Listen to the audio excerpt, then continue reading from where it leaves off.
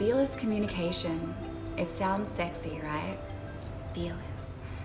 And it is huge. It is one of the biggest things that I think people, relationally, because we are always communicating something really to the world, but especially in relationship with anybody. It's one of the biggest blocks people have and one of the biggest struggles they have in relationships, creating intimacy, feeling heard, feeling understood. It can create a lot of pain. Hi everyone joining, nice to see you. So fearless communication is what we all want, right? We want to show up in a way where we're not blocked by our own fears to speak our truth, to use our voice, to share what we want, what we need, to open ourselves up to being heard and received in our desires and our truth. So let's talk about why we have fear in the first place. Where does that fear come from when we're communicating? Where does that fear come from when we're wanting to say something but we hold back?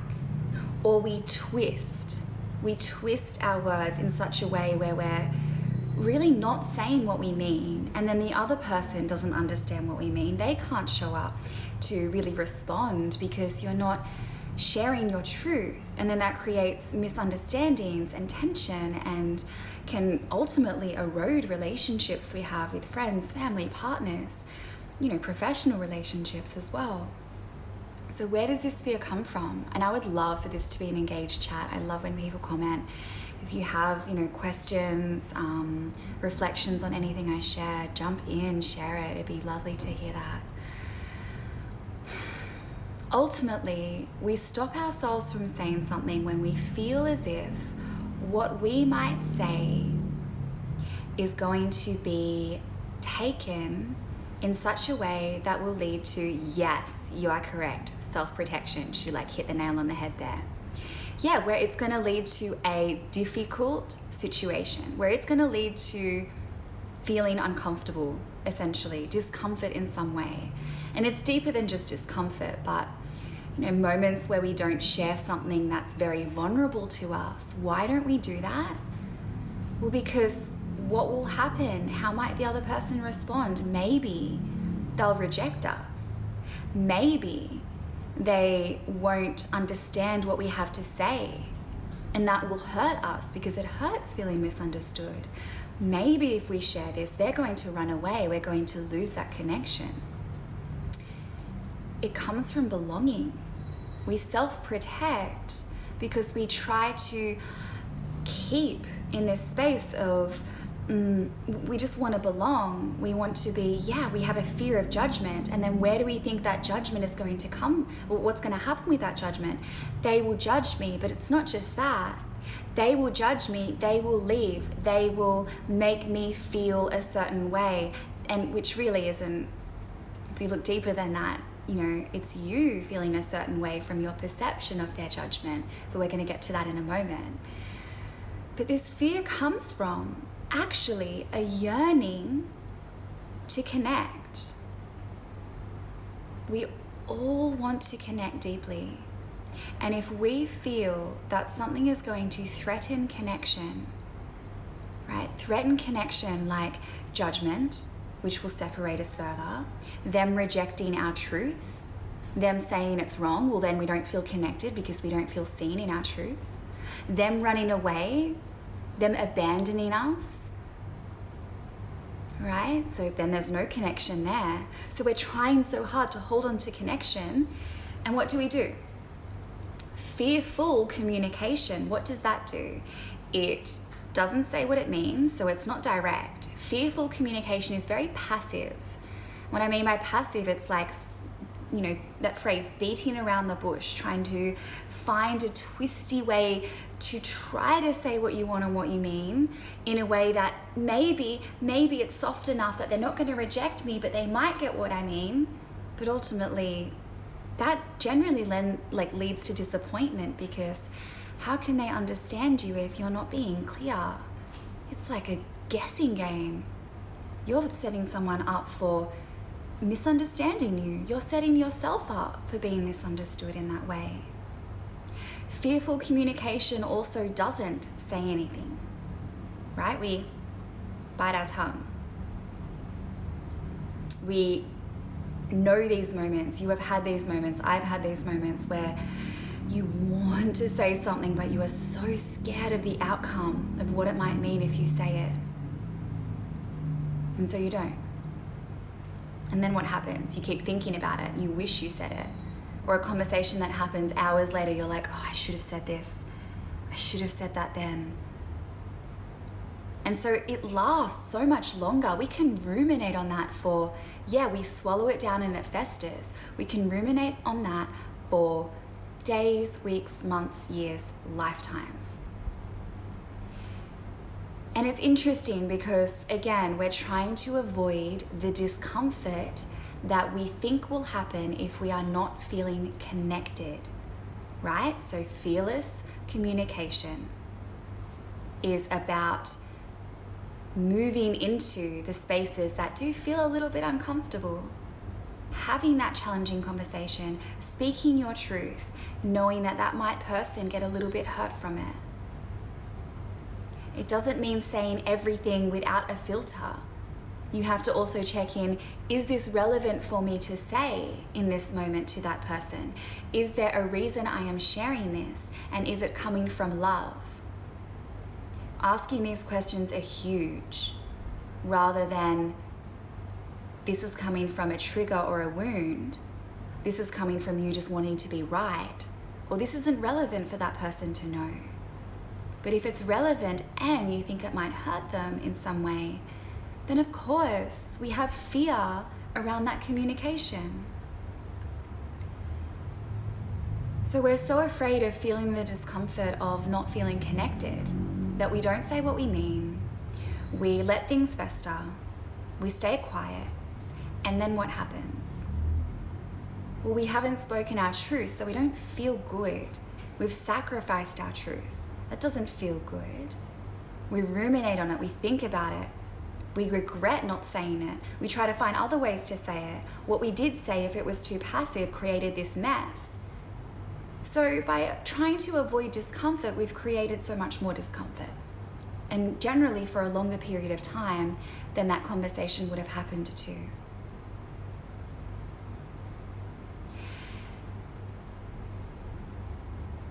So how do we work around this then?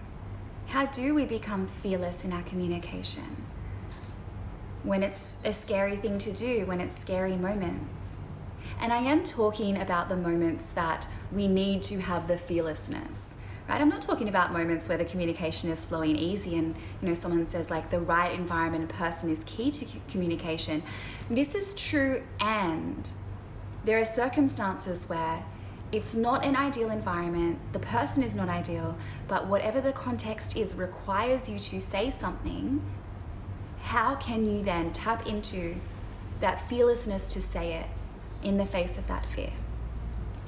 This is how.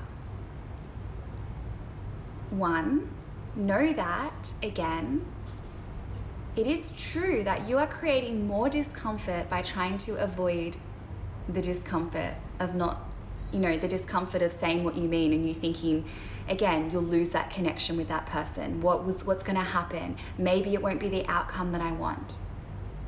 So already reframing for yourself, okay, if I'm trying to miss that discomfort of that, but actually that's going to create more discomfort, that can help you in those moments where you just weigh up what's going to be more uncomfortable.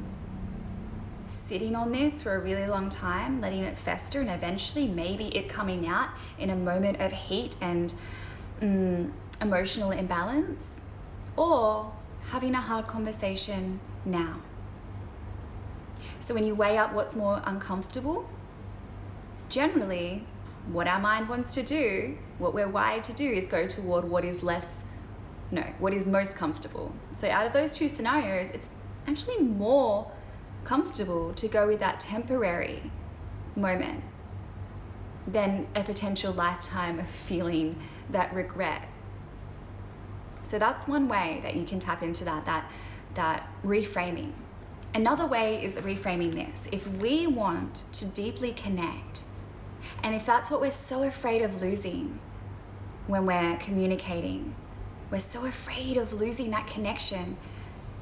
And that fear is like, oh, so I have to speak in this way and not say this, and like kind of like lock it down. If what we're really deeply wanting is connection, actually, we are not creating true connection when we are not sharing our trueness, our authenticity, what we mean. When we are not being in integrity with ourselves, allowing ourselves to be fully expressed, then the connections we are creating are false anyway. They're not the depth of connection that we really desire. And it doesn't feel good. It's this illusory state that you're in. So yeah, I love Benjamin and Emma Kay here. You guys are dropping some like wisdom. I love it. I love your comments, and I love that you're both resonating with each other. Keep the engagement. It's so beautiful to see that. So another way that you can tap into fearless communication is to realize that real, authentic, vulnerable, in integrity with yourself, communication creates deeper connections. That is what you truly want. Does it have the potential to ruin connections? Yes. Yes. Because you cannot control how anybody responds. Try as you might. You cannot control how they respond to your truth. You cannot control whether they take your truth to be truth. You cannot control whether they receive it with the love that you intend. You could share something vulnerably from your heart, deeply, like for love of them, and they can twist it and try to make a fight of it. And I'm not saying this to like scare you into not communicating. I'm saying this to tap you into the reality that if what you are seeking is deep, true connection, fearless communication will also filter out the connections that are not resonating authentically for you. Which means friendships might fall away when you show up real. Partnerships might erode when you show up real. But do you really want to keep those that are wrapped up in illusion anyway? Do you really want to keep nourishing connections that do not allow you to express and be real and be vulnerable? Are you really afraid of losing that? For me, it's like a clarifying process. If I can show up from my heart in truth and share something that I feel is relevant to them, this situation, some context, and if that is not received, for me it's like great. No, it's not great. I mean, for me it's like, on one hand, yeah, that hurts. It doesn't feel good. And a deeper part of me feels good about clarifying that that relationship wasn't the type of relationships I want to move toward, not the type of friendships and deep connections I really want to nourish and foster. I'm so not interested in shallow, illusory relationships where you playing a role and censoring yourself or dulling yourself down. Now, what happens when we come to family? Because I know you're probably thinking this already, like, yeah, but when I show up real and authentic with my family and they reject me, I can't just be like, okay, don't want you in my life. No, that's sticky. That is complex. And if it is relevant to be in your truth and share it, again, it can create deeper intimacy and connection with your family. I know this to be true. I have vastly deepened my relationships with my family members that don't know how to speak directly, that still have trouble with it. That's not how they communicate, but I do. And I do from love. Again, I'm going to share with you some like real actionable tips in just a moment after this anecdote, but it's when you're really connected from the deep love, then more often than not, especially when it comes to family, and I don't mean every time, because there are some toxic relationships happening, there are some people who won't be able to hold it, but there will be many times where you can be totally surprised by a new connection that can be birthed from communicating in that way. And I know there's times when my family gets a little bit uncomfortable with like how I share or what I share. And I always check in, is this relevant to share, right? Or do I just keep this to myself and not to lock it down, but is this not relevant? But also, I would hope that it's showing them without trying to teach them and tell them what to do and how to communicate. I'm not here to do that. I'm here to offer this. Like I'm here to offer this. You guys are listening, you're staying. If you don't resonate, you can jump off and stop listening. And I'm here to teach this for people who want to sign up for this. Hence why I'm doing this 6-week communication course starting in a few weeks. But I learned quite a few years ago not to try and lecture and teach family just because it might enhance their lives. But anybody who has not asked for it, who's not receptive to it, I'm not going to receive you trying to change anything about them. So I would hope that me showing up in my vulnerability and truth and directness coming from my heart, though it might make them feel uncomfortable because it's an unfamiliar way to communicate, might inspire them a little bit to open themselves up and be vulnerable. And I've seen that to be true for my dad and my brother especially. And it is like amazing. So I know it gets tricky with family, and with every circumstance, I can't tell you in every context this is what to do. But there's also a big thing to mention here. There will be fear. I kind of was a little bit tricky there with the name of this, fearless communication, as if there's no fear at all. There's still going to be. If it's a tough moment, if the conversation is hard, if it's very vulnerable, of course we're going to have fear. We're going to have old wounds, we're going to have triggers, we're going to have thoughts, insecurities, but it doesn't mean they have to have any power over us. Just because they're there does not mean that actually they can have any power. It can be there and it can dissolve if you choose to go a different direction and to step out in courage. So what does fearless communication require? Courage. And courage implies there's fear. If there were no fear, courage actually you wouldn't need the courage. It would just be like, no, I'll just do this thing. So yes, it requires courage and boldness. And what gives you that courage and boldness? Like I said before, reminding yourself that fearless communication, being courageous, saying what you mean will, and not in every case, but has more likelihood to lead you, and not more likelihood, is the way toward deep intimacy, true connections, the connections you really want. If you really want deep connections, the pathway is to be real, not to censor yourself. So that can help give you the courage. What can help you give you the courage as well is, again, like I said before, knowing that a little bit of discomfort in this conversation might save you a lifetime of discomfort if you don't say what you needed to say and wanted to say. Right? So again, which one's more uncomfortable? So what are some ways that we can show up?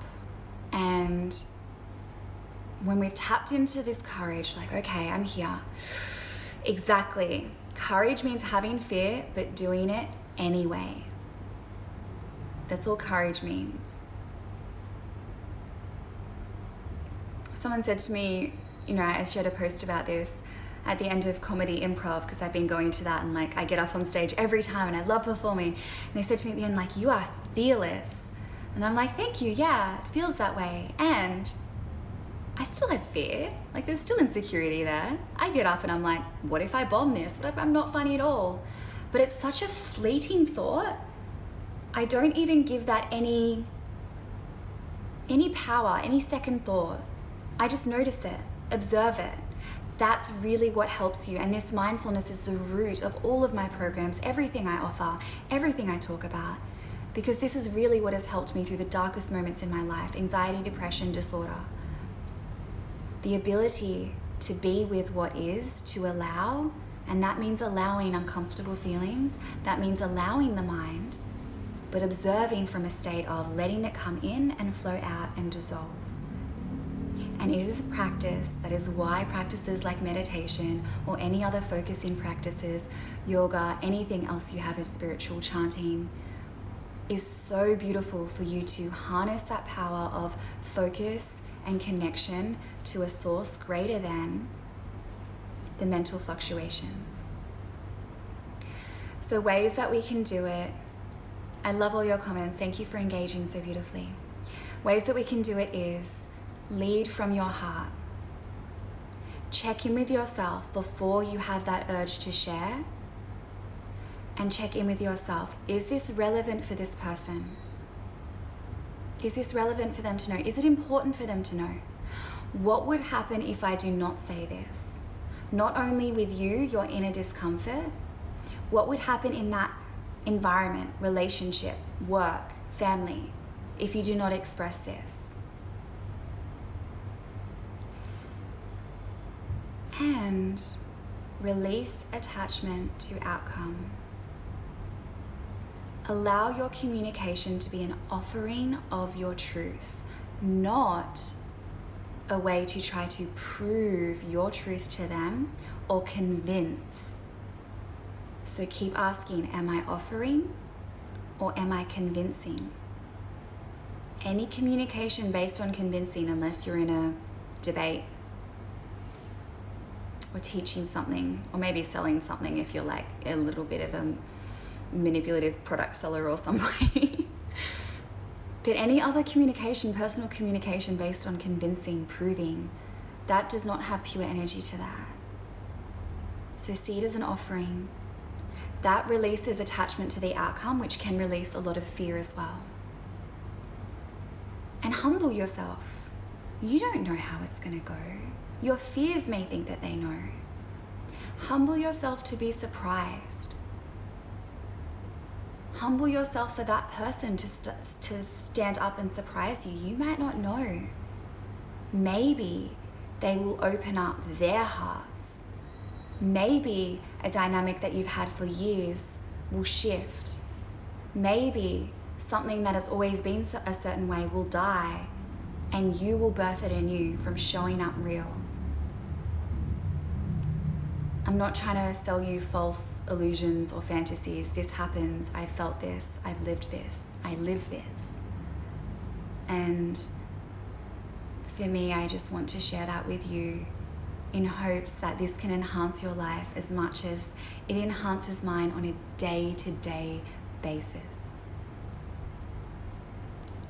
So that's all I have time for tonight. I will be doing a series of lives based on different communication tactics. I love your engagement tonight. And if this has like juiced you up and you really want to learn more about communicating in this way, if you're just jumping on now, I'm about to post this as a replay.